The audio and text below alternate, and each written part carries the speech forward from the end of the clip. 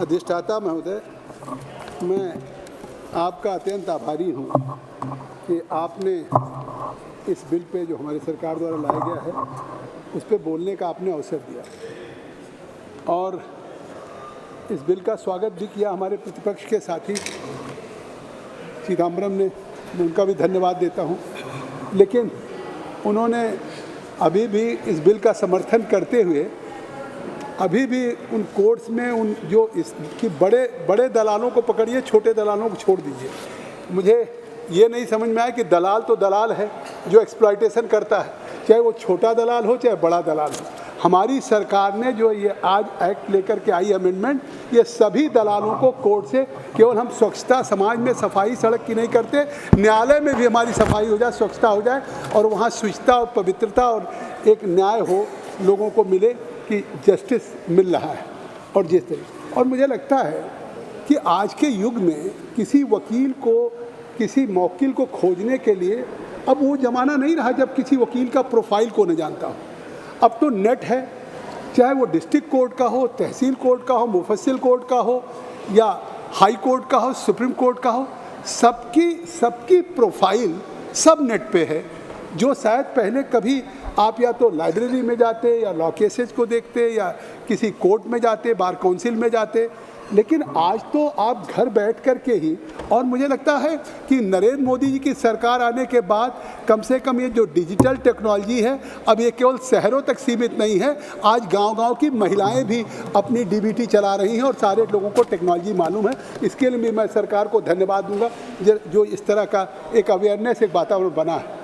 मुझे लगता है कि आखिर इसकी हिस्ट्री क्या है। हमको हिस्ट्री अगर देखनी पड़ेगी तो 1861 से देखनी पड़ेगी, जब हाई कोर्ट्स में, जब देश आज़ाद नहीं था, तो किस तरह से लीगल प्रोफेशन को या लीगल प्रैक्टिशनर को किस तरह से उनको रेगुलेट किया जाए। आखिर आज़ादी के पहले भी आपको याद है जब मुख्तार हुआ करते थे, जब उस समय होते थे तो उस समय एडवोकेट नहीं थे, लेकिन जब ये हुआ तो पहला हाई कोर्ट एक्ट 1861 में बना, जिसमें लोगों को रेगुलेट करने के लिए लीगल प्रोफेशन और लीगल प्रैक्टिशनर के लिए। फिर उसके बाद फिर लीगल प्रैक्टिशनर एक्ट 1879 में आया, जिस आज 1879 के इस एक्ट को अमेंड किया जा रहा है। क्योंकि मैं तो ये कहना चाहूँगा कि आज़ादी के बाद देश के पहले प्रधानमंत्री नरेंद्र मोदी जी हुए, जिन्होंने देश के लाल किले से कहा कि आज भी देश आज़ाद हो गया, लेकिन जो कॉलोनियल लीगेसी है, जो ब्रिटिश ने कुछ दिया था, आखिर अगर श्री अमित शाह जी भी अमेंडमेंट लेके आ रहे हैं, चाहे आईपीसी हो चाहे सीआरपीसी हो, क्यों लेके आ रहे हैं? हमारे सभी विद्वान वकील जानते हैं कि आईपीसी सीआरपीसी जो ब्रिटिशर्स ने बनाया था, ये दंड देने के लिए बनाया था, और ये एक्ट जो अमित शाह जी लेके आ रहे हैं वो न्याय देने के लिए है। तो दंड और न्याय में फ़र्क इनको जानना चाहिए कम से कम, कि उस समय अंग्रेज किस तरह से लोगों को दबाना चाहते थे, किस तरह से पनिश करना चाहते थे। इसलिए नहीं, अभी आप सुन लीजिए कल्याण जी, अभी आपकी बारी आएगी, आपकी बारी आएगी, आप चिंता न करिए। तो मैं कह रहा हूँ कि ये लीगल प्रैक्टिशनर छोड़िए, लीगल प्रैक्टिशनर एक्ट 1879 आया, जिसके सेक्शन 36 का माननीय मंत्री जी ने उल्लेख किया है कि आज हम उसमें किस तरीके से उस एक्ट में हम जो सेक्शन 36 है वो हमारा कमिटमेंट है। कमिटमेंट हमारी सरकार का है, देश के प्रधानमंत्री का कमिटमेंट है कि कॉलोनियल लीगेसी के जितने कानून होंगे या जो चीज़ें होंगी उसको उन्होंने पंच प्राण के में किया था। उस लाल किले से जो 5 उन्होंने प्रण लिए थे, उसमें रेड फोर्ट से यह भी कहा था कि हम वो ब्रिटिश की गुलामी की दास्ता की विरासत को न केवल समाप्त करेंगे, अपसलीट कर देंगे। तो आज तो इसका बधाई देना चाहिए। अरे भैया, you must have patience, I think so, kindly if you listen to me, I think so everything will be clear. I you talk to your अधिष्ठाता जी। चलिए, तो मैं आपसे कहना चाहता हूँ, अरे भाई मैं लीगल टर्मिनोलॉजी पे बात कर रहा हूँ, मैंने व्यक्तिगत तो कोई आक्षेप किया नहीं, मैं तो केवल इस अपने अमेंडमेंट एक्ट पे बात कर रहा हूँ। अब प्रधानमंत्री जी का नाम लेने से अगर उनको चिढ़ हो रही, तो देश की जनता ने प्रधानमंत्री को, उनकी गारंटी को मान लिया है। अब ये कितना भी चिढ़ते रहें, और जिस तरीके से तीनों राज्यों में परिणाम आया है, अब इनको सोचना चाहिए। अब इनके नेता का क्या बयान है? नेताजी कहते हैं कि ये भाजपा की जीत नहीं है, ये मोदी जी की जीत है। मैं धन्यवाद दूंगा अधीर रंजन जी को, उन्होंने स्वीकार कर लिया कि भारतीय जनता पार्टी के जो मोदी जी के नेतृत्व में है वो जीत है, तो इसके लिए मैं इनको धन्यवाद दूंगा।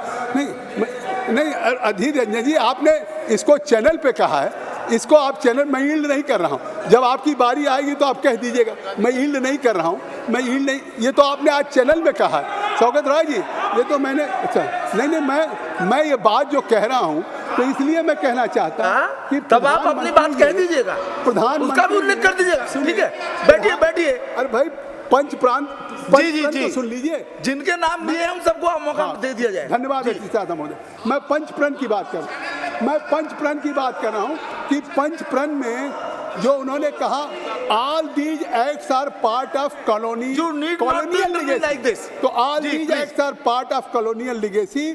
Modi ji in his speech on pran from the red fort talked about giving up the colonial legacy। इसको समाप्त करने का फैसला लिया है, आज उसका अमेंडमेंट लेके आ रहे हैं। मैं धन्यवाद दूंगा अपने लॉ मिनिस्टर को कि उन्होंने इस तरीके का एक कम से कम colonial legacy को ख़त्म करने का काम किया है। आखिर हम आज उसी को ऑब्सलीट कर रहे हैं जिसको आप वेलकम कर रहे हैं। जो एक्ट हमारा लीगल प्रैक्टिशनर एक्ट 1879 का है, तो ये एक्ट को एवालिश करने में अगर कोई डिफरेंस ऑफ ओपिनियन हो तो उस पर भी सदन चर्चा करने में धन्यवाद देता हूं कि सदन में अच्छे ढंग से कार्रवाई चल रही सुचारू रूप से। अभी कीर्ति चिदम्बरम ने बहुत अच्छी बात दिया उदाहरण। उन्होंने कहा क्या रे साहब, good lawyers know law and great lawyers know only जजेज। तो आई थिंक सो आप तो उस फैमिली के हैं, तो क्या कहूँ, हम तो आपको ग्रेट लायर मानते हैं, तो क्या आप जज को जानते हैं या गुड लायर? मुझे लगता है सभी लॉ कानून को जानते हैं। ये डिफ्रेंशिएट करना निश्चित तौर से किसी वकील का अपमान होगा कि हम केवल जज से न्याय लेते हैं, मतलब मुझे लगता है। तो इसलिए मैं कहना चाहता हूँ कि आज this act abolishes the legal practitioner act of 1879 and act that dates back. ये कितना पुराना कानून, 144 साल, सब 144 ईयर्स एगो ये कानून आया था, लीगल प्रैक्टिशनर एक्ट 1879।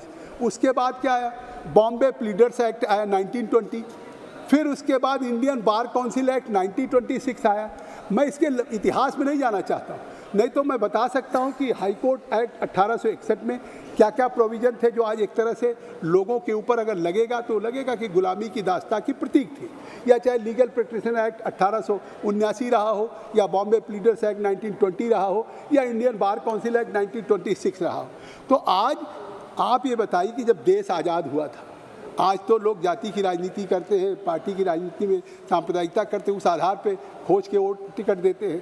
पहले देश में प्रायः इन सदनों में आने वाले लोग जिस तरह से थे वो लॉ बैकग्राउंड से ही थे। चाहे भीमराव अम्बेडकर जी का नाम मान लीजिए, चाहे राजेंद्र प्रसाद जी को मान लीजिए, चाहे सरदार वल्लभ भाई पटेल को मान लीजिए, ये कितनी बड़ी बड़ी पर्सनैलिटी थे। तो इस तरीके से जो लोग उस समय सारे लोग प्रैक्टिस में इस तरह के, उनको ये महसूस हुआ कि हमें कोई न कोई एक एक्ट ऐसा बनाना चाहिए जिससे हो, और उसी के नाते एक एडवोकेट एक्ट 1961 बना देश में आज़ादी के बाद, क्योंकि इस बात को राजेंद्र प्रसाद जी ने महसूस किया, सरदार वल्लभ भाई पटेल ने किया, BR अम्बेडकर जी ने किया। तो ये टाइम के साथ हुआ, जब समय कालांतर में बीतता रहा, और जो हमारे पोस्ट इंडिपेंडेंस के हीरो थे, जो हमारे इंडिपेंडेंस के ज़माने में मूवमेंट में जुड़े हुए थे, वो तमाम ऐसे लोग, एक लंबी श्रृंखला है, मैं सबका नाम नहीं लेना चाहता हूँ। तो उसके बाद उन लोगों ने एक कमेटी बनाई, और उस कमेटी को बनाने के बाद जिसमें सभी स्टेक होल्डर्स को, लॉ कमीशन को भी, हाई कोर्ट को भी, सुप्रीम कोर्ट को भी, बार काउंसिल ऑफ इंडिया को, सब स्टेक होल्डर के साथ कंसल्टेशन किया गया, और सारे लोगों के कंसल्टेशन के बाद एक कम्प्रहेंसिव टाइप का एक्ट उन्होंने एडवोकेट एक्ट 1961 में बनाने का तय किया। तो अब जब एडवोकेट एक्ट 1961 बन गया, आज जिस हम इस लीगल प्रैक्टिशनर एक्ट 1879 को, इसको ऑब्सलीट कर रहे हैं। केवल इसका जो एक सेक्शन था लिस्ट ऑफ टाउट्स, तो आई थिंक सो उसी को ऑब्सलीट नहीं किया कि हम अभी भी देश की आज़ादी के बाद लिस्ट ऑफ टाउट्स के खिलाफ कोई हम एक्ट न बनाएं, कोई कानूनी प्रावधान न दें।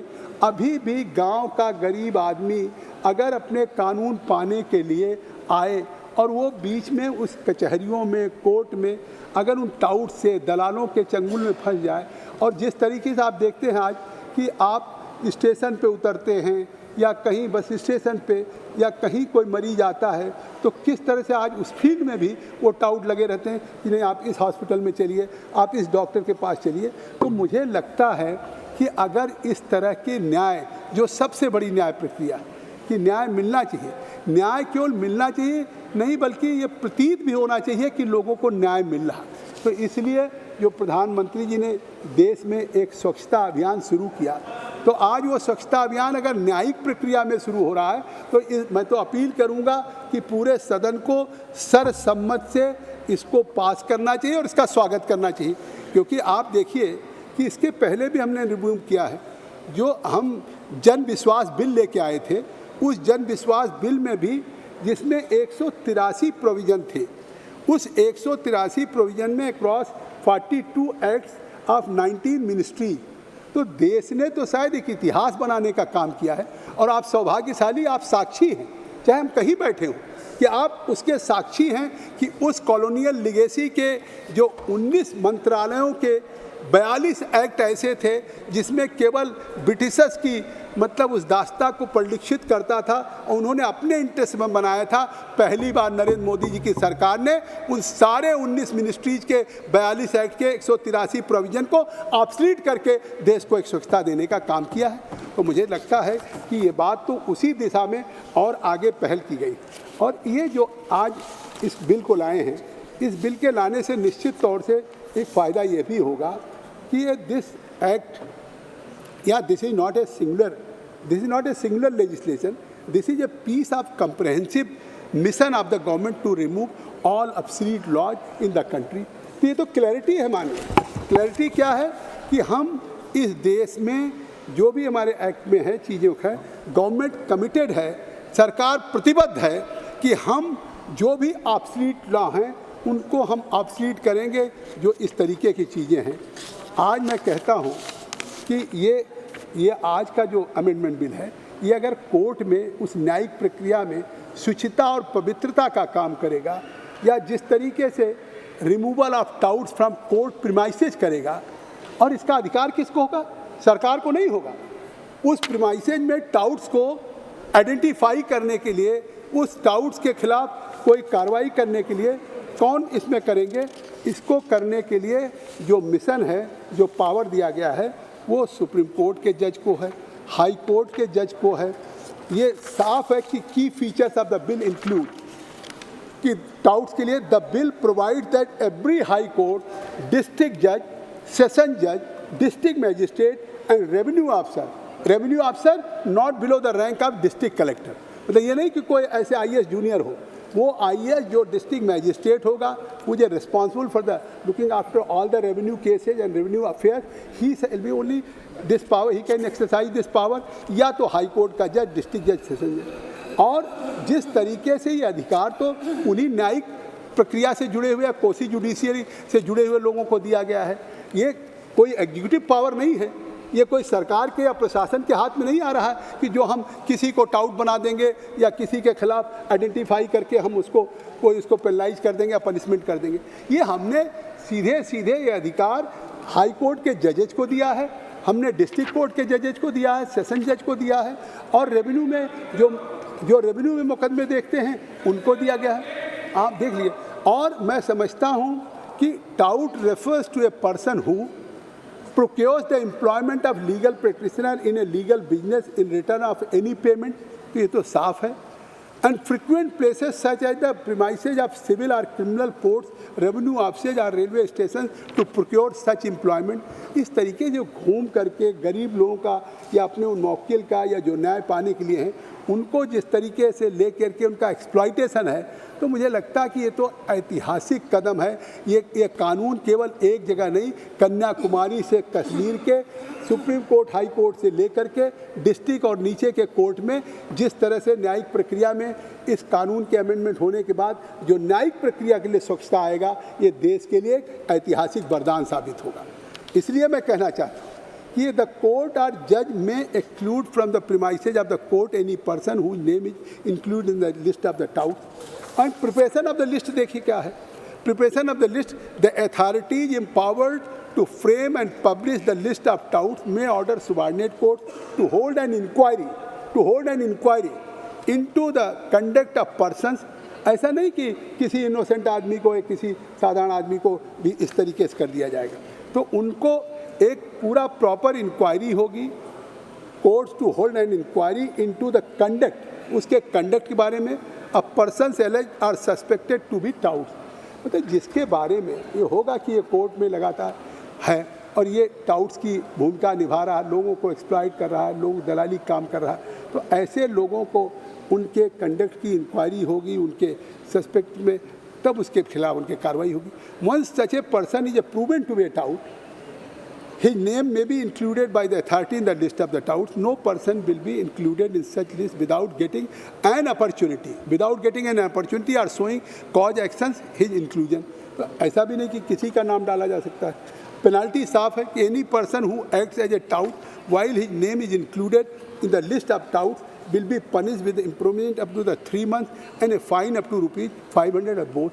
तो इस तरह से मानवर कम से कम पहली बार जो आज हम उस एक्ट को एब्सोल्यूट कर रहे हैं, उस एक्ट के एब्सोल्यूट करने के बाद जिस तरीके से है, पहले के कैसे वकील थे आपको याद होगा। मैं वेस्ट बंगाल की बात करता हूँ, कल्याण जी बात करें, महर्षि अरविंद का केस हुआ था, खुद CR दास जी ने खुद अपनी सर्विसेज उनको दिया था। हमारे अधिवक्ताओं की इतिहास को देखा जाए तो शायद संरक्षणों में है कि ये नहीं है कि कोई किसी को के पास ले जाने की ज़रूरत है। महर्षि अरविंद के खिलाफ केस हुआ, उसमें वो नहीं थे, तो इसके बावजूद CR दास जैसे एडवोकेट ने उनको जिस तरीके से अपनी सेवाएं दिया और उनके लिए किया। तो आज हमारे अधिवक्ताओं का इतिहास एक अपने आप में बहुत बड़ा है और इससे एक कम्प्रहेंसिव फ्रेमवर्क बनेगा जिसमें एडवोकेट्स एक्ट 1961 जो अपने इस एक्ट से रेगुलेट करेगा, गवर्न करेगा, पूरे देश के जो प्रैक्टिस ऑफ लॉ है इन दिस कंट्री उसको करेगा। और केवल ये बिल जो पेनलाइजिंग है वो केवल the practice of touting under the advocates act, कि एडवोकेट्स एक्ट के नाम के अंतर्गत अगर वो कोई टाउट करते हैं या इस तरीके काम करते हैं, ये केवल उन्हीं के लिए है। और जिस तरीके से आप देखिए कि इस बिल को कितनी चर्चा करके लाया गया, this legislation was also recommended by the law commission of India. तो जब लॉ कमीशन ऑफ इंडिया ने अपनी 249वीं रिपोर्ट में देखा जाए तो in its report 249 title obsolete laws and warranting immediate repeal, तो इस तरह से ये already law commission of India ने अपनी रिपोर्ट 249 में भी एक तरह से रिकमेंड किया है सरकार के लिए कि इसको किया जाए, ऑब्सोलीट किया जाए और इसमें इमीडिएट रिपील करने की एक मतलब अपेक्षा की गई है, उसी को सरकार उसके अनुरूप लेके आ रही है। और जिस तरीके से इस कानून को लाने के पहले इस सरकार ने इस बिल पे सभी जो वेरियस स्टेक होल्डर्स हैं उनके साथ, चाहे जो लीगल प्रोफेशन में लगे, आखिर इंडिया का सबसे लीगल प्रोफेशन कौन है, लॉयर्स हैं, एडवोकेट्स हैं और बार काउंसिल ऑफ इंडिया उनका सबसे बड़ा ऑर्गेनाइजेशन है। तो बार काउंसिल ऑफ इंडिया के साथ मतलब ये नहीं है कि कोई अपने आप सरकार ने इस कानून को लाने की बात की, जो सीधे जुड़े हुए हैं देश भर की न्यायिक प्रक्रिया में, जो अधिवक्ताओं के हितों की रक्षा करने वाले अधिवक्ता हैं, जो न्याय देने की न्याय की प्रक्रिया या उसको व्याख्या करने वाले उन कोर्ट्स में हमारे अधिवक्ता हैं, उनके उस सबसे बड़े बार काउंसिल ऑफ इंडिया के साथ भी हमारी सरकार ने एक कम्प्रहेंसिव बिल बनाने के लिए उनसे कंसल्ट किया। और उसके बाद इस कंसल्टेशन के बाद जो एक इसमें शामिल करने की बात आई कि touting in the legal profession is against the spirit of the profession, मतलब स्वयं अधिवक्ताओं ने माना है कि ये न्याय में जो हमारे है, इस न्याय के जो स्पिरिट है, जो भावना है, जो हमारे प्रोफेशन की भावना है कि हम क्या है किसी एग्रीव्ड को न्याय दिला सके। अधिवक्ता क्या करता है कि अगर कोई एग्रीव्ड है या कोई मनोहर थोड़ा मैं जल्दी कंक्लूड कर दूंगा, तो इस तरीके से है। तो मैं आपसे कहना चाहूँगा कि खुद ही हमारे माननीय मंत्री जी ने कहा कि हम इसमें केवल जो 1961 का हमारा अमेंडमेंट है एडवोकेट्स एक्ट में, उस 161 के एक्ट में हम केवल सेक्शन 36 को जोड़ने का काम कर रहे हैं, और वो 36 इसलिए इंक्लूड कर रहे हैं इसमें कि सेक्शन 30 जो लिस्ट ऑफ द टाउट्स है उसको हम पेनलाइज करने के लिए या न्यायिक प्रक्रिया की स्वच्छता के लिए इसमें जोड़ना है।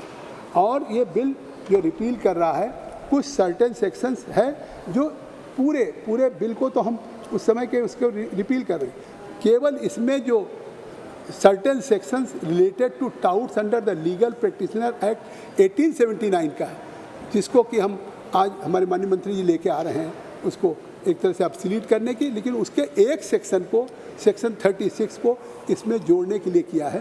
तो now the 1961 act consolidates the law related to legal practitioner and constitutes bar council and the all India bar council.